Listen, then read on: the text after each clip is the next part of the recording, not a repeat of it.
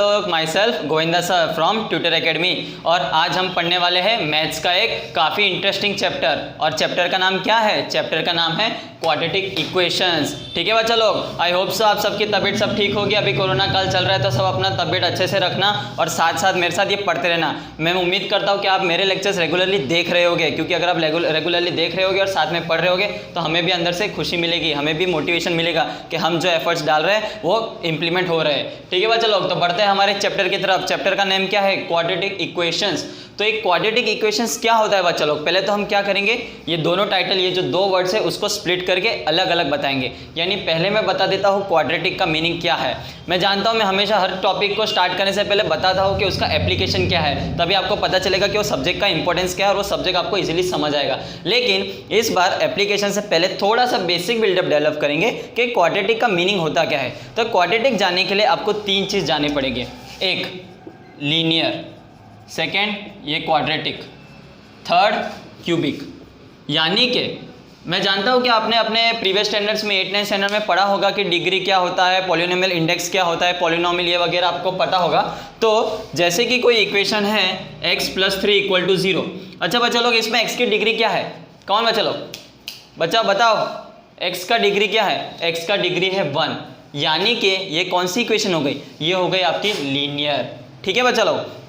Next है आपकी equation x³ + 4x² + 2 = 0।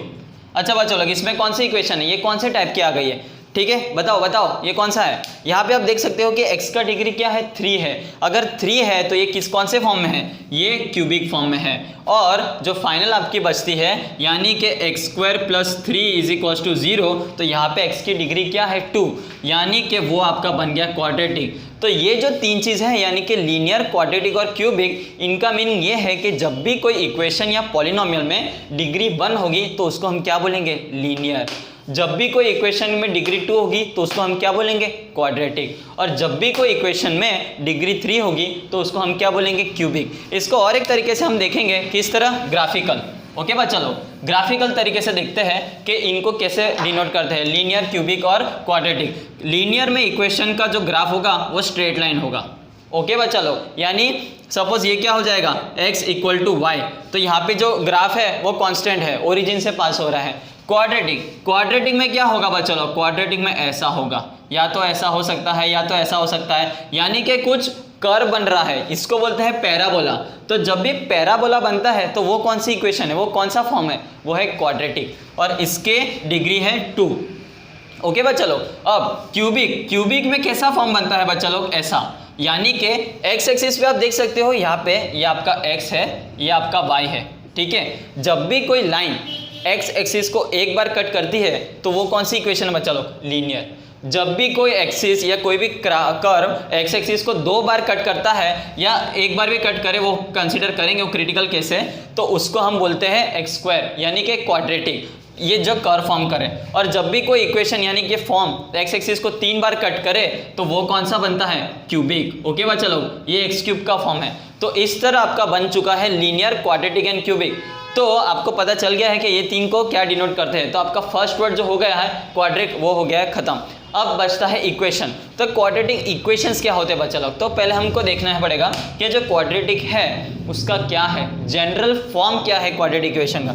तो क्वाड्रेटिक इक्वेशन का जनरल फॉर्म है ax² + bx + c। ये है क्वाड्रेटिक पॉलिनोमियल। मतलब जब भी आपको कोई इक्वेशन दिया गया होगा यानी कि डिग्री 2 का, तो उसको आपको किस फॉर्म में रखना है? ये आपको इस फॉर्म में वो इक्वेशन को रखना है, तब आपको पता चलेगा कि वो क्वाड्रेटिक इक्वेशन है या क्वाड्रेटिक पॉलिनोमियल है। ये उसका जनरल फॉर्म है, इसको बोलते हैं क्वाड्रेटिक पॉलिनोमियल। और जब आप इसके आगे = 0 कर दोगे तो वो आपका बन गया क्वाड्रेटिक इक्वेशन। जब भी कोई पॉलिनोमियल में = 0 करेंगे तो वो हो जाएगा इक्वेशन। जैसे कि x + 3 है, इसको बोलते हैं लीनियर पॉलिनोमियल, और जब मैं इसको = 0 कर दूंगा तो ये हो जाएगा लीनियर इक्वेशन। ओके बच्चा लोग, तो सबसे पहले हमने क्या देखा? लीनियर, क्वाड्रेटिक और क्यूबिक क्या होता है। उसके बाद हमने देखा कि क्वाड्रेटिक का जनरल एक्सप्रेशन क्या है, कि कोई भी इक्वेशन को हम क्वाड्रेटिक कब बोलेंगे? कोई भी इक्वेशन को हम क्वाड्रेटिक तब बोलेंगे जब उस क्वाड्रेटिक की इक्वेशन ये सेटिस्फाई कर रहा हो। यानी कि उसमें एक एक्स स्क्वायर 2 डिग्री वाला टर्म हो, 1 डिग्री वाला टर्म हो और एक कांस्टेंट हो और उसके कुछ कोएफिशिएंट्स हो। ठीक है बच्चों लोग, अब बात है इसके एप्लीकेशन की, यानी कि हम क्वाड्रेटिक एप्लीकेशंस इक्वेशंस क्यों पढ़ रहे हैं, उसका इंपॉर्टेंस क्या है, आपके रियल लाइफ में क्या एप्लीकेशन है। ओके बच्चों लोग, तो अभी बढ़ते हैं इसके एप्लीकेशन की तरफ, क्योंकि जब तक हम इसका एप्लीकेशन नहीं पढ़ेंगे तब तक हमें वो समझ नहीं आएगा, क्योंकि मैथ्स क्या होता है बच्चा लोग, डेली लाइफ में यूज़ होता है। तो मान लीजिए कि आपका घर जो है या कोई भी एक रेक्टेंगल है या कोई बॉक्स है या कोई आपके घर के आसपास की कोई प्लॉट है, उसका क्या होता है बच्चा लोग, एक होता है लेंथ और एक होता है ब्रेड्थ। तो आपको क्या फाइंड करने को बोल दिया कि इसका एरिया आपको फाइंड करना है। ठीक है, मान लीजिए कि इसका लेंथ कुछ x है यानी कि अननोन, और उसका जो ब्रेड्थ है वो x प्लस कुछ है यानी कि x+3 या x+4 कुछ भी, लेंथ से कुछ 4 यूनिट ज़्यादा है, 4 मीटर ज़्यादा है, ऐसा आपका कुछ है, और आपका एरिया आपको दिया गया है 34 या 24 या कुछ भी। तो आपको फाइंड करना है कि इसका लेंथ क्या है, मतलब इतने एरिया के प्लॉट में आपका लेंथ और ब्रेड्थ कितना होगा। तो लेंथ और ब्रेड्थ का फॉर्मूला क्या होता है बच्चा लोग, area of rectangle, area of rectangle, come on बच्चा लोग, एरिया ऑफ रेक्टेंगल क्या होता है, length into breadth. Very good, तो लेंथ इंटू ब्रेड्थ में ये एक x है और दूसरा है x+4। तो आप देख सकते हो कि x into x+4 is equals to आपका 34 आ चुका है, यानी length into breadth is equals to area. तो ये क्या हो जाएगा, x² प्लस 4x, और अगर ये 34 को मैं इधर ले जाऊँ ये हो जाएगा इक्वल टू 0। तो आप देख सकते हो बच्चा लोग, ये कौन सा एक्सप्रेशन है, ये आपका क्वाड्रेटिक एक्सप्रेशन का जनरल फॉर्म है, यानी कि ax² plus bx plus c। अब आप देख सकते हो कि इसके अंदर a क्या है 1, b क्या है 4 और c क्या है -34।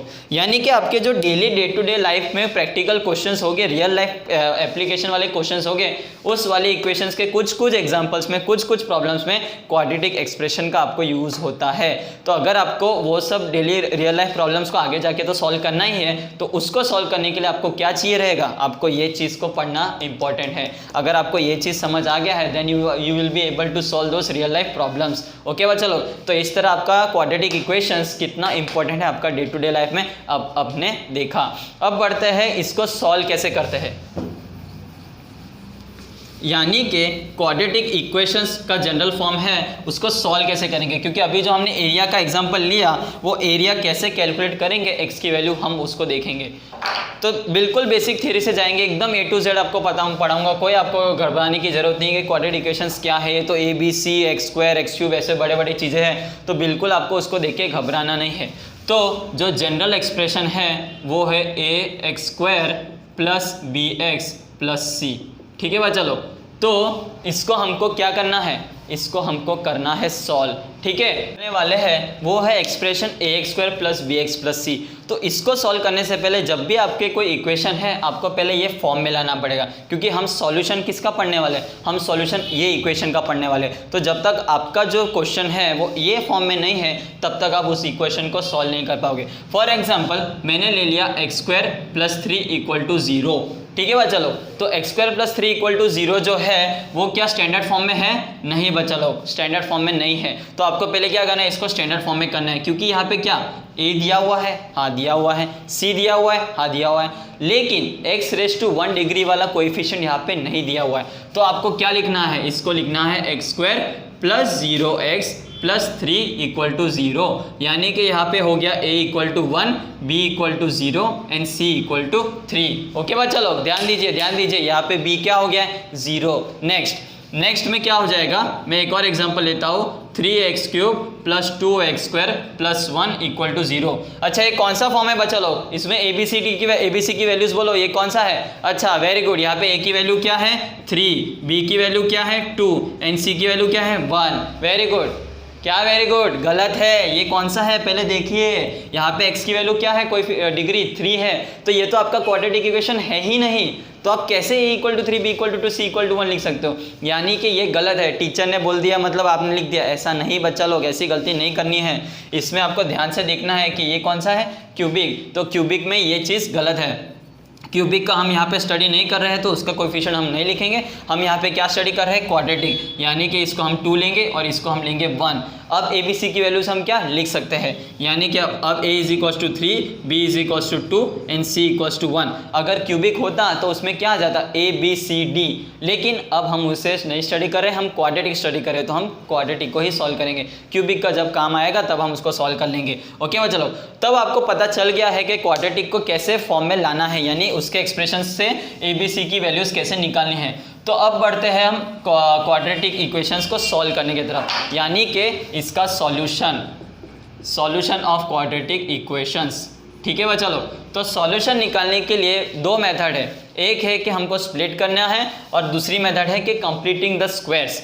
तो सबसे पहले हम पढ़ेंगे स्प्लिट करने का टेक्निक। स्प्लिट करने में ये जो मेथड है ए एक्स स्क्वायर, ये जो एक्सप्रेशन है a x square plus b x plus c equal to 0, इसके अंदर आपको क्या करना है, split is the in the meaning के बी को आपको करना है स्प्लिट। तो यहाँ पे मैंने इसको लिख दिया a x square plus d x plus e x plus c equal to 0। ये मैंने ऐसा स्प्लिट किया है बच्चा लोग कि ये जो b है b is equals to d plus e होगा, और जो AC है उनका प्रोडक्ट D इंटू ई होगा, यानी DE is equals to AC। ठीक है भाई चलो, ये दो लेटर का जो प्रोडक्ट होगा वो AC के बराबर होगा, एंड इन दोनों का जो सम होगा वो B के बराबर होगा। ये कैसे होता है, चलिए एक एग्जांपल लेके मैं करता हूँ, क्योंकि थियरी भले मैं पढ़ा रहा हूँ, नेक्स्ट एपिसोड में आपके पूरे न्यूमेरिकल्स कंसीडर करूंगा, लेकिन थियरी को समझने के लिए आपको एक एग्जांपल तो करना ही पड़ेगा। जैसे कि मैंने एग्जांपल ले लिया x square plus x plus 2। ठीक है भाई चलो, यानी कि x square plus x plus 2। अब आप देख सकते हो कि यहाँ पे a कितना है 1, b कितना है 1 एंड c कितना है 2।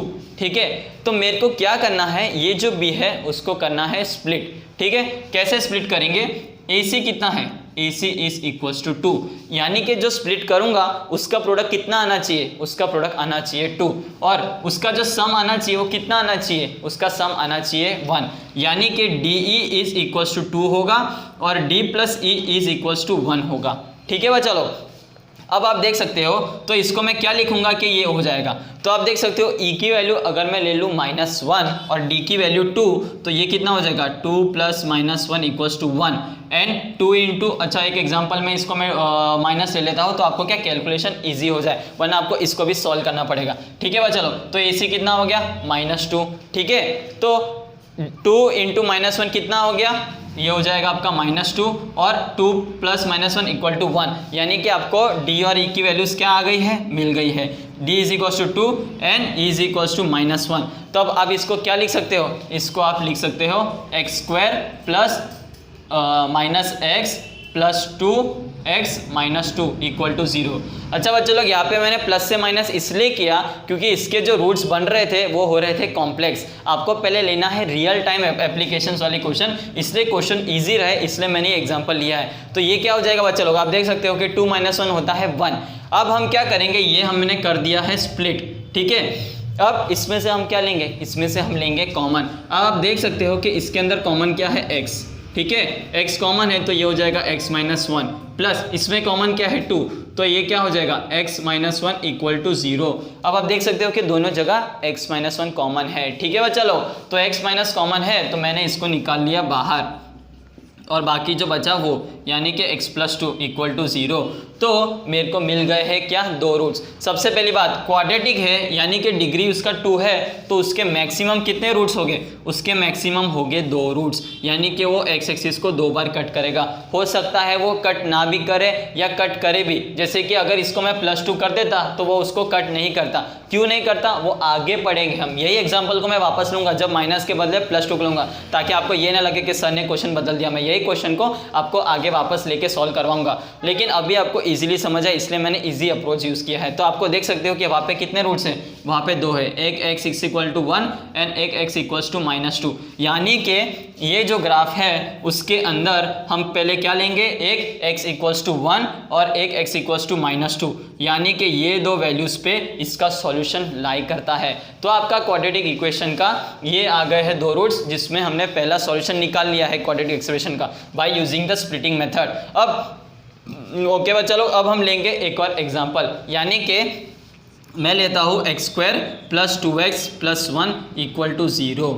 ठीक है बा, चलो x² + 2x + 1 = मैंने ले लिया है 0। अब इसको भी हम क्या करेंगे, वापस से स्प्लिट करेंगे। ठीक है, इसमें a कितना है बच्चा लोग, इसमें a है 1, b कितना है बच्चा लोग 2 एंड c कितना है बच्चा लोग 1। यानी कि मेरे को b को ऐसा स्प्लिट करना है कि उसका सम 2 आना चाहिए और उसका प्रोडक्ट 1 आना चाहिए। यानी कि सपोज मैं 2 को कर देता हूँ स्प्लिट 1 और 1, तो x² + x + x + 1 = 0। तो आप देख सकते हो 1 + 1 क्या होता है 2 एंड 1 × 1 क्या होता है 1। यानी कि AC की भी आपकी वैल्यू हो गई है सेटिस्फाई और 2 भी हो गया है सेटिस्फाई। तो ये उसके क्या हो जाएंगे, स्प्लिटिंग टर्म्स। अब वापस इसमें से आपको क्या लेना है, कॉमन। यानी कि x मैंने ले लिया तो यहाँ पे बचा x + 1 और यहाँ पे तो कुछ कॉमन नहीं है, यानी कि मैं यहाँ पे लूँगा कॉमन 1, तो ये हो जाएगा x + 1 = 0। अब देख सकते हो कि यहाँ पे भी बना x + 1 और यहाँ पे भी बना x + 1, तो ये हो जाएगा x + 1 का होल स्क्वायर। यानी कि यहाँ पे x की वैल्यू आ गई है -1, -1, यानी कि दोनों बार ही x की वैल्यू क्या आ गई है -1। ठीक है बा, चलो तो यहाँ पे आप देख सकते हो कि मैंने इसको क्या ले लिया -1, तो -1 पे ही ये जो आपका इक्वेशन है दोनों बार इंटरसेक्ट करेगा, तो -1 इसके क्या हो गए रूट्स, यानी दोनों रूट्स इसके -1 ही है। तो आप देख सकते हो कि ज़रूरी नहीं कि x एक्सिस को ये 2 बार कट करे, एक बार कट करेगा तो भी ये इसका क्वाड्रेटिक सॉल्यूशन है, क्योंकि इसके अंदर 2 डिग्री वाली टर्म है, x की डिग्री क्या है 2। अब ये तो हो गया बच्चा लोग स्प्लिटिंग वाली मेथड। अब बढ़ते हैं हम नेक्स्ट मेथड की तरफ। नेक्स्ट मेथड क्या है, नेक्स्ट मेथड है आपका कंप्लीटिंग द स्क्वायर्स। ठीक है बच्चा लोग, तो आपने देखा कि इस मेथड से पहले हमने क्या मेथड स्टडी की, स्प्लिटिंग मेथड से। अब हम बढ़ेंगे नेक्स्ट मेथड की तरफ, जो मेथड का नाम है मेथड ऑफ कंप्लीटिंग स्क्वायर्स। यानी कि इसमें आपको कुछ स्क्वायर्स बिल्डअप करने हैं और स्क्वायर्स कंप्लीट करके इक्वेशन को सॉल्व करना है। जैसे कि ax² + bx + c = 0 क्या है आपका स्टैंडर्ड इक्वेशन। अब हम बढ़ते हैं कंप्लीटिंग स्क्वायर के टर्म्स। तो सबसे पहले इसमें क्या करना है, ax² + bx + c है = 0। ये मैंने ले लिया एक्सप्रेशन। इसमें जो मिडल टर्म है, मिडल टर्म को आपको क्या करना है 2 से मल्टीप्लाई एंड डिवाइड करना है। वेट, उसके पहले आपको क्या करना है, जो कोएफिशिएंट है उसको लेना है 1। यानी कि मैं इसको क्या करूँगा, x² से a से डिवाइड करूँगा। a से डिवाइड करने के बाद पूरे इक्वेशन को a से डिवाइड करने के बाद यहाँ पे क्या बनेगा, यहाँ पे बनेगा 1 + b/a × x + c/a = 0, क्योंकि 0/a = 0। ओके भाई, चलो तो सबसे पहला स्टेप कि आपको क्या करना है, a से डिवाइड करना है। नेक्स्ट ये है कि जो मिडल टर्म है उसको आपको 2 से मल्टीप्लाई एंड डिवाइड करना है। ठीक है बच्चा लोग, तो ये आपका हो जाएगा x² + 2 × b/a × 1/2 × x + c/a = 0। ठीक है बच्चा लोग, तो आप देख सकते हो कि ये क्या है, x² + 2b/a × x/2 + c/a। तो मैंने ये 2 से मल्टीप्लाई डिवाइड इसलिए किया बच्चा लोग, क्योंकि आपने 8th स्टैंडर्ड में एक इक्वेशन पढ़ा होगा। कौन सा इक्वेशन, x + a का होल स्क्वायर या a + b का होल स्क्वायर ले लेते हैं, वो थोड़ा आपको इजीली समझ आएगा। तो a + b का होल स्क्वायर क्या होता है बच्चा लोग, वो होता है a² + 2ab + b²। ठीक है बच्चा लोग, तो यहाँ पे मैं बिल्कुल जो अपना एक्सप्रेशन है उसको वही फॉर्म में लेके आ रहा हूँ, ताकि जो ये एक्सप्रेशन है a + b² मुझे आंसर इस फॉर्म में मिल जाए। ठीक है भाई, चलो तो उसके लिए हम क्या करेंगे, ध्यान से देखिए। आप देख सकते हो कि यहाँ पे क्या है, यहाँ पे है 2ab, यानी 2 times first term and multiply by second third last term. तो जो दोनों इक्वेशन 2 टर्म्स है उसको 2 से मल्टीप्लाई किया है, इसलिए मैंने यहाँ पे 2 से क्या किया है, मल्टीप्लाई एंड डिवाइड। तो ये जो 2 हो गया बच्चा लोग, वो आपका क्या है, वो वाला 2। नेक्स्ट a, यहाँ पे a कितना है, यहाँ पे 1 है, तो यहाँ पे a जो है वो 1 है। ठीक है, नेक्स्ट दूसरा क्या बचा, यहाँ पे बचा b/2 है। ठीक है, यहाँ पे फर्स्ट टर्म क्या है, x। ठीक है, ये देख सकते हो a² है, तो यहाँ पे a क्या है आपका x। इसको अगर मैं ऐसे लिखूँ कि ये हो जाएगा x + a का होल स्क्वायर, तो ये हो जाएगा, अगर इसको b लिख देते हैं तो x² + 2xb + b², यानी कि हमें लाना है b²। आप देख सकते हो 2 इंटू फर्स्ट टर्म यानी कि x का स्क्वायर इंटू बी यानी नेक्स्ट टर्म का स्क्वायर। तो यहाँ पे 2 इंटू एक्स तो है यानी कि फर्स्ट टर्म का स्क्वायर तो है, लेकिन जो दूसरा टर्म है उसका आगे स्क्वायर नहीं है। तो हम क्या करेंगे बच्चा लोग, x square plus 2 into x जो आपका फर्स्ट टर्म है, और बाकी का जो बचा b/2a plus c/a is equal to 0, यानी ये जो टर्म है उसको आपको क्या करना है, उसके स्क्वायर से प्लस एंड माइनस करना है। ठीक है, तो ये आपका क्या हो जाएगा, x square plus 2 into x into b/2a plus b²/4a² minus b²/4a² plus c/a is equals to 0। Okay बच्चा लोग, अब ये क्या बन गया है, a² plus 2ab plus b²। तो इसको हम क्या लिख सकते हैं, x प्लस b/2a का होल स्क्वायर यानी कि a प्लस b का होल स्क्वायर, और बाकी का टर्म आगे यानी कि माइनस b²/4a² प्लस c/a। तो इस तरह क्या हो जाएगा बच्चा लोग, इस तरह हो जाएगा सॉल्व। ठीक है, इस तरह हो जाएगा सॉल्व। इसको सॉल्व करने के बाद हम इसको लिखते हैं यहाँ पे, यानी कि ये हो जाएगा x प्लस b/2a का होल स्क्वायर, और बाकी चीज़ को ले जाएंगे उस बाजू, यानी कि ये क्या है, is equals to b²/4a² minus c/a। तो जो इसका सॉल्यूशन है यानी कि ax² plus bx plus c, a से डिवाइड करने से पहले का वो सॉल्यूशन इसका भी सेम है।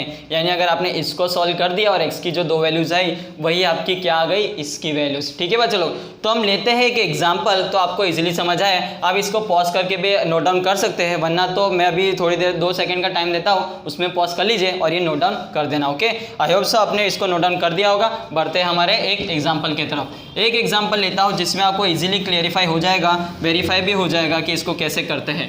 ठीक है बा, चलो तो एग्जाम्पल है x² plus 4x plus 5 equal to 0। ठीक है बा, चलो ये है इसका एग्जाम्पल।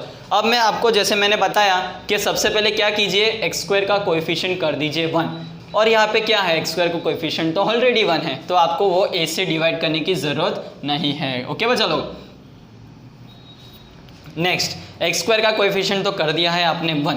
नेक्स्ट आगे करना है आपको b को divide by 2 and multiplied by 2, यानी कि इसको ऐसा कर सकते हैं कि डायरेक्ट डिवाइड बाई 2 करके उसका स्क्वायर, क्योंकि ये क्या था, यहाँ पे था x प्लस b/2a का होल स्क्वायर। ठीक है, यानी कि जो सेकेंड टर्म है उसको पहले a से भी डिवाइड किया और बाद में नेक्स्ट टाइम 2 से भी डिवाइड किया।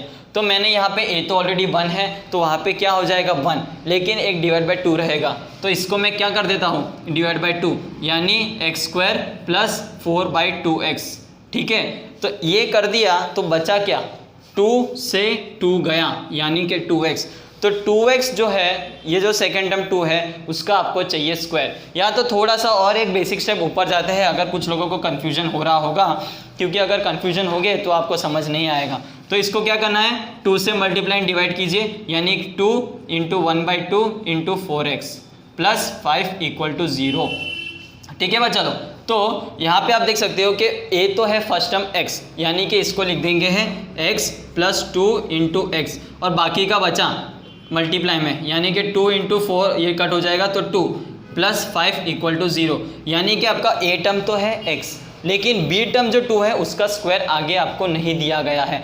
तो आप इससे क्या करेंगे, b टर्म के स्क्वायर से एडिशन एंड सब्ट्रैक्शन, यानी कि x² plus 2 into x into 2 plus 2 का स्क्वायर क्या होता है 4 माइनस 4 प्लस 5 इक्वल टू 0। ठीक है बच्चा लोग, तो अब इसको वापस नॉर्मल फॉर्म में लिखेंगे, बार बार स्प्लिट अलग अलग नहीं लिखेंगे। तो x² प्लस 4x प्लस 4 और 5 माइनस 4 प्लस 1 इक्वल टू 0। ठीक है, अब ये क्या हो जाएगा बच्चा लोग, x² प्लस 4x प्लस 4, यानी कि x प्लस 2 का होल स्क्वायर। देखिए बच्चा लोग, a² plus 2ab plus b², यहाँ पे देखो b² भी है x² भी है और 2 इंटू 2 इंटू एक्स यानी कि 4x भी है, और बाकी चीज़ को क्या ले जाना है, बाकी चीज़ को आपको ले जाना है उधर, यानी कि +1 जो हो जाएगा वो आपका हो जाएगा इधर। तो बस आपको इस तरह इसको सॉल्व करना है। अरे यहाँ पे राइट हैंड साइड पे तो नेगेटिव आ गई है, इसका मतलब ये जो है नेगेटिव, इसके कॉम्प्लेक्स रूट्स बनेंगे। तो आपको अभी इसको आगे सॉल्व नहीं करेंगे क्योंकि ये आपके कॉम्प्लेक्स रूट्स में आते हैं जो आपने अभी तक स्टडी नहीं किया होगा, तो इसको यहाँ पे ही रहने देंगे। ये इक्वेशन को आपको खाली खाली जानना था कि इसको कैसे फॉर्म करते हैं, तो ये उसका फॉर्म करने का प्रोसीजर है। ठीक है बच्चा लोग, अब बढ़ते हैं हमारे आगे के टॉपिक की तरफ। आगे का जो टॉपिक है, ओके बच्चा लोग, तो हमने क्या कर दिया, मेथड ऑफ कंप्यूटिंग स्क्वायर्स भी कर लिया है ख़त्म। अब बढ़ते हैं हमारे नेक्स्ट स्टेप की तरफ। नेक्स्ट स्टेप में क्या करना है, जो मैंने मेथड ऑफ स्क्वायर से सॉल्व कराया था, हम फाइंड करेंगे x की वैल्यूज़, यानी कि ये जो ax² + bx + c है, इसके जनरल रूट्स बनाएंगे। तो आपको क्या करना है, अगर आपको ये इक्वेशन दिया गया है तो जो जनरल इक्वेशन है रूट्स की, आप डायरेक्ट उसके अंदर ये कोएफिशिएंट डालोगे तो आपको डायरेक्ट x के वैल्यूज़ मिल जाएगी, यानी कि इसके जो दो रूट्स होंगे वो होंगे अल्फ़ा एंड बीटा। तो ये दो रूट्स की वैल्यू के लिए आपको दो जनरल इक्वेशन होंगे। वो देन जनरल इक्वेशन कहाँ से आएंगे, यहाँ से ध्यान से देखिए बच्चे लोग, यहाँ से आएंगे। तो इसको मैं क्या लिखता हूँ, x + b/2a का whole square is equals to b² / 4a² - c/a।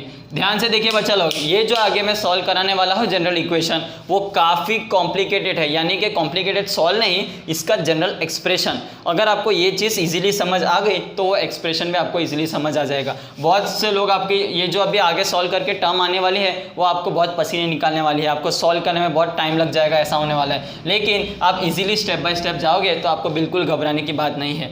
तो यहाँ पे देखिए 4a² है और यहाँ पे क्या है a, तो इसका एलसीएम क्या होगा, 4a से मल्टीप्लाई आपको डिवाइड करना है। तो b² / 4a² - 4ac/4a²। ठीक है, तो ये हो जाएगा b² - 4ac/4a²। अब मैं क्या करता हूँ बच्चा लोग, इस बाजू है स्क्वायर, इस बाजू तो स्क्वायर नहीं है, तो मुझे x की वैल्यू निकालनी है, तो मैं क्या करूँगा, उस बाजू स्क्वायर रूट ले लूँगा, यानी कि x + b/2a is equals to plus and minus under b² - 4ac/4a²। Plus and minus बच्चा लोग क्यों लिया है, ध्यान से देखिए, ये जो प्लस एंड माइनस है वो मैंने इसलिए लिया क्योंकि प्लस अंडर रूट का स्क्वायर भी यही आएगा और माइनस अंडर रूट का स्क्वायर भी क्या आएगा, यही आएगा। ठीक है बच्चा लोग, अब 4a² जो है 4 2 का स्क्वायर है और a² a का स्क्वायर है, तो इसको मैं क्या अंडर रूट के बाहर ले सकता हूँ, ज़रूर ले सकता हूँ। तो ये क्या हो जाएगा, x + b/2a is equals to plus minus under root b² - 4ac/2a, और ये जो प्लस b/2 है उसको मैं ले जाता हूँ इस बाजू, तो x equals to -b plus minus under root b² - 4ac/2a, क्योंकि यहाँ पे भी 2a है, यहाँ पे भी 2a, तो जो 2a है वो आपका हो गया है एलसीएम कॉमन। ध्यान से देखिए बच्चा लोग, ये जो अंडर रूट b² - 4ac है, इसको बोलते क्या है, इसको बोलते हैं d फॉर डिस्क्रिमिनेट। ये डिस्क्रिमिनेट आपका पीछा नहीं छोड़ने वाला, जितने बार आप क्वाड्रेटिक इक्वेशंस आप देखोगे आपको ये डिस्क्रिमिनेट निकालना पड़ेगा। तो इसको मैं और जनरल ऐसे लिख सकता हूँ कि ये हो जाएगा -b plus minus under root d/2 है। तो ये जो प्लस है बच्चा लोग, इसके ये जो दो रूट्स है, यानी कि एक बार आप प्लस लोगे तो आपको एक रूट मिलेगा और एक बार आप माइनस लोगे तो आपको दूसरा रूट मिलेगा। तो ये दो रूट्स कौन से हैं, वो है अल्फ़ा एंड बीटा, यानी कि अल्फ़ा हो जाएगा -b plus root d/2a and beta is -b minus root d/2a। तो ध्यान से देखिए बच्चा लोग, आपको दो जनरल एक्सप्रेशन मिल गए हैं, किसके, रूट्स के। जब भी आपको कोई भी एक्सप्रेशन दिया गया होगा, यानी कि ax² + bx + c दिया गया होगा, डायरेक्टली इस फॉर्मूला में डालने के बाद आपको उसके रूट्स मिल जाएंगे, यानी कि अल्फ़ा एंड बीटा डायरेक्टली आपको मिल जाएंगे। तो लेते हैं एक एग्जांपल ताकि आपको इजीली समझ आए कि अल्फ़ा एंड बीटा कैसे सॉल्व करते हैं। लेते हैं एक एग्जांपल x² + 3x + 2। तो आप यहाँ पे देख सकते हो a की वैल्यू क्या है, a की वैल्यू है 1, b की वैल्यू क्या है 3 एंड c की वैल्यू है 2। ठीक है बच्चा लोग, तो आपको क्या करना है, बस ये एक्सप्रेशन में इनकी वैल्यूज डालनी है, तो आपको मिल जाएगा आपके अल्फ़ा एंड बीटा दो रूट्स। तो इनमें डालने से पहले यहाँ पे क्या है बच्चा लोग, d, और d क्या है b² - 4ac, यानी कि आपको सबसे पहले कैलकुलेट करना है d की वैल्यू। तो d है आपका b² - 4ac, तो यहाँ पे b क्या है बच्चा लोग 3, यानी 3 का स्क्वायर 9 माइनस 4 इंटू a कितना है 1 और c कितना है 2, तो ये हो जाएगा 3 का स्क्वायर लिखता हूँ ताकि कुछ बच्चों को अगर समझ नहीं आया तो इजीली समझ आ सके। तो यहाँ पे सॉल्व कीजिए बच्चा लोग, मेरे साथ साथ सॉल्व कीजिए। 9 - 4 2 8 यानी 1। तो डी की वैल्यू आ गई है बच्चा लोग 1। ध्यान से देखिए, डी की वैल्यू आ गई 1। बस तो और क्या बचा, आपको इसके अंदर डालना है। तो आपका जो अल्फा है, alpha is equals to -b। B कितना है बच्चा लोग, बी इधर कितना है, बी है 3 यानी कि -3 प्लस रूट डी यानी कि डी का रूट, यहाँ पे डी कितना है 1, तो रूट 1 भी कितना होगा 1 डिवाइड बाई 2 इंटू ए कितना है बच्चा लोग, ए है 1, तो सिंपल डिवाइड बाई 2 करेंगे। बीटा भी है सिमिलरली जैसे अल्फा कैलकुलेट किया -3, लेकिन यहाँ पे क्या है, माइनस रूट डी है यानी कि यहाँ पे -1 आएगा। ओके बच्चा लोग, तो आप देख सकते हो ये आपका हो जाएगा -3 + 1 -2/2 और बीटा जो हो जाएगा वो हो जाएगा -3 - 1 -4/2 यानी कि alpha is equals to -1 and beta is equals to -2। तो आपके दो रूट्स आपको मिल गए हैं। इसको आप क्या कर सकते हो, इसको आप आपके स्प्लिटिंग वाले मेथड ऑफ कंप्लीटिंग स्क्वायर उससे भी कैलकुलेट कर सकते हो। लेकिन आप देख सकते हो कि कितना खाली एक डी निकाला और ये इक्वेशन आपको अगर याद हो तो ये इक्वेशन में डाल के डायरेक्ट मैंने अल्फा और बीटा के वैल्यूज़ निकाल लिए हैं। तो कितना सिंपल टेक्निक है मैं ये डिस्क्रिमिनेंट वाली मेथड से, बस आपको ये फॉर्मूला याद होना चाहिए। अगर आपको ये फॉर्मूला याद हो गया तो आप इसको इजीली कैलकुलेट कर सकते हो। ओके बच्चा लोग, ठीक है बच्चों लोग, अब हमने क्या कैलकुलेट किया, अल्फा और बीटा की वैल्यू कैलकुलेट की थी। वो क्या थी, -b ± √d/4a, जहाँ पे d की वैल्यू क्या है, d की वैल्यू है √b² - 4ac। ओके बच्चा लोग, अंडर रूट नहीं, d की वैल्यू सिंपल b² - 4ac थी। अल्फा और बीटा के अंदर अंडर रूट आता है, ठीक है। तो b² - 4ac, और ये काफ़ी खतरनाक चीज़ है, यानी कि ये जो d है डिस्क्रिमिनेंट काफ़ी इंटरेस्टिंग चीज़ है। ध्यान से देखिए, b² - 4ac for this general expression आप बता सकते हो नेचर ऑफ रूट्स, यानी कि रूट्स का नेचर, कि ये जो इक्वेशन है क्या वो रियल है, क्या वो कॉम्प्लीमेंट यानी वो है आपका इमेजिनरी है। तो वो कैसे कैलकुलेट कर सकते हैं ये एक्सप्रेशन से, यानी कि d is equals to b² - 4ac। तो कैसे करते हैं कैलकुलेट, ध्यान से देखिए, जब भी b² - 4ac क्या हो आपका ग्रेटर देन 0, यानी कि डिस्क्रिमिनेंट आपका क्या हो पॉजिटिव, तो आप देख सकते हो कि अल्फा एंड बीटा क्या होता है -b ± √b² - 4ac/2a, ठीक है। तो जब भी b² - 4ac क्या है ग्रेटर देन 0, तो यहाँ पे कुछ बच्चा लोग फिगर आएगी, यानी कि इसको मैं कैलकुलेट करूँगा तो कुछ नंबर आएगा, यानी कि इसको नंबर दे देते हैं e, कोई भी वैल्यू 3 4 e की वैल्यू कुछ भी है, a to z 1 to infinity कोई भी नंबर है, पर वो क्या आएगा पॉजिटिव। और अगर पॉजिटिव आया यानी अल्फा और बीटा की कुछ वैल्यूज़ आएगी, और अगर वैल्यूज़ आएगी तो इसका ग्राफ कैसा होगा बच्चा लोग, इसका ग्राफ ऐसा होगा, यानी कि ये आपका हो गया अल्फा और ये आपका हो गया बीटा। तो इसको बोलते हैं रियल इक्वेशंस, यानी कि रियल सॉल्यूशन, दो रियल वैल्यूज़ आए हैं रूट्स के, ठीक है बच्चा लोग। तो जब भी डी की वैल्यू यानी कि b² - 4ac की वैल्यू ग्रेटर देन 0 हो तो नेचर ऑफ रूट्स क्या हो गए, real and distinct. Real and distinct का मीनिंग होता है कि रियल और अलग अलग, ठीक है। नेक्स्ट जब डी की वैल्यू क्या हो b² - 4ac इक्वल टू 0, तो जब भी d² - 4ac की वैल्यू इक्वल टू 0 हो, यानी कि यहाँ पे जो d है उसकी वैल्यू क्या हो गई है, इसकी वैल्यू हो गई है इक्वल टू 0, तो अल्फा एंड बीटा की वैल्यू क्या आएगी -b/2a, क्योंकि +0 तो 0 होता है। तो सिंपल दोनों की वैल्यूज़ क्या आ गई है इक्वल टू 0, यानी कि ऐसी, ठीक है बच्चा लोग। तो ये जो है -b/2a दोनों की वैल्यू क्या आ गई है सेम, और इसको क्या बोलते हैं, इसको बोलते हैं कि जो नेचर है वो है रियल एंड इक्वल। रियल इसलिए क्योंकि आपके एक्स एक्सिस पे लाई कर रही है, और इक्वल इसलिए क्योंकि दोनों की वैल्यूज क्या है -b/2a, ठीक है। लास्ट जो d है वो है b² - 4ac < 0।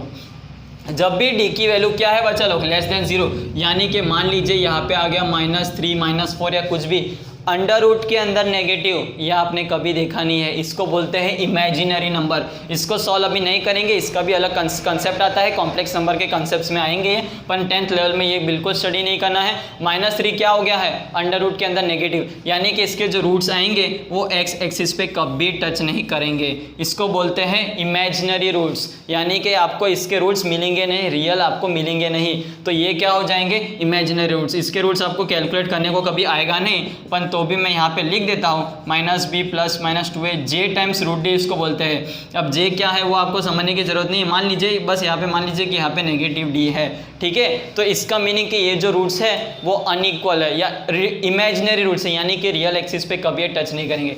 इस तरह बच्चा लोग डी के आपके इक्वेशंस को कंप्यूट करके, यानी एक बार ग्रेटर देन 0 इक्वल टू 0 और लेस देन 0 करने के बाद आपको क्या पता चल गया है, आपको डायरेक्ट आपके रूट्स की नेचर पता चल गई है, यानी कि ax² + bx + c के रूट्स के नेचर कभी रियल एंड डिस्टिंक्ट हो सकते हैं, कब रियल एंड इक्वल हो सकते हैं और कब अनइक्वल यानी कि इमेजिनरी हो सकते हैं। तो ये तीन उसके नेचर है, आपको किससे पता चला, सिंपल डिस्क्रिमिनेंट से। तो कितना इंपॉर्टेंट है ये d = √b², not √b² - 4ac, ये आपने देखा।